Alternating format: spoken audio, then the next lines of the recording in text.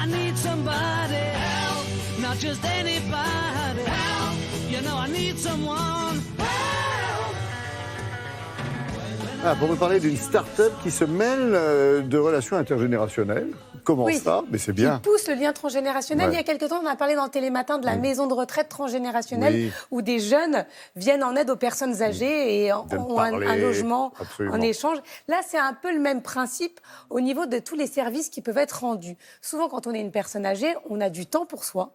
Et on a du temps pour les autres et on a l'expérience. Et c'est justement favoriser ce lien avec les jeunes pour leur permettre d'avoir des choses à faire dans la vie de tous les jours, mais surtout de recréer ce lien qui, parfois, dans cette société où on communique beaucoup par Internet, les personnes âgées sont isolées et c'est pas derrière un écran qu'on va recréer ce vrai lien Leur donner humain. le sourire, quoi. On a besoin Ouais. de se voir, on a besoin de contact.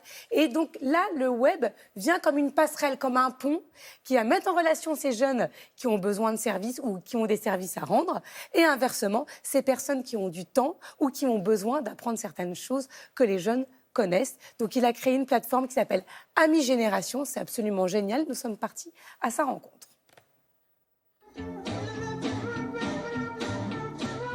Ami Génération est une plateforme web, donc un site internet, qui a pour ambition d'être un lieu de rencontre entre des gens de différentes générations. L'ambition première, c'est recréer du lien social et faire en sorte que les gens reprennent un rôle, se rencontrent et ne restent pas derrière des écrans. Alors, on est parti sur le principe qu'on pouvait proposer aux étudiants comme aux retraités d'avoir une action bénévole, donc donner un coup de main, mais également ça peut être un échange de services. Nous demandons à l'ensemble des membres de se prendre en photo avec leur smartphone ou leur webcam, de télécharger leur pièce d'identité ou la photographier et également de sécuriser toute cette mise en relation en donnant leur numéro de téléphone. Une fois qu'on a montré patte blanche, c'est un petit peu lourd, mais ça permet évidemment de sécuriser sur le réseau et après on laisse les gens s'arranger, se débrouiller, etc. Des étudiants vont pouvoir très simplement poster une annonce, une proposition de service pour des personnes plus âgées. Ça peut être rendre un petit service de bricolage du quotidien, changer une ampoule, arroser des plantes, etc. Mais l'idée, c'est que ce soit également dans l'autre sens. C'est-à-dire que des retraités vont eux aussi pouvoir proposer des services. J'ai une voiture dont je ne me sers pas, je cherche parce que je ne conduis plus. Je vais proposer à un jeune étudiant de se servir de la voiture et de m'accompagner faire des courses.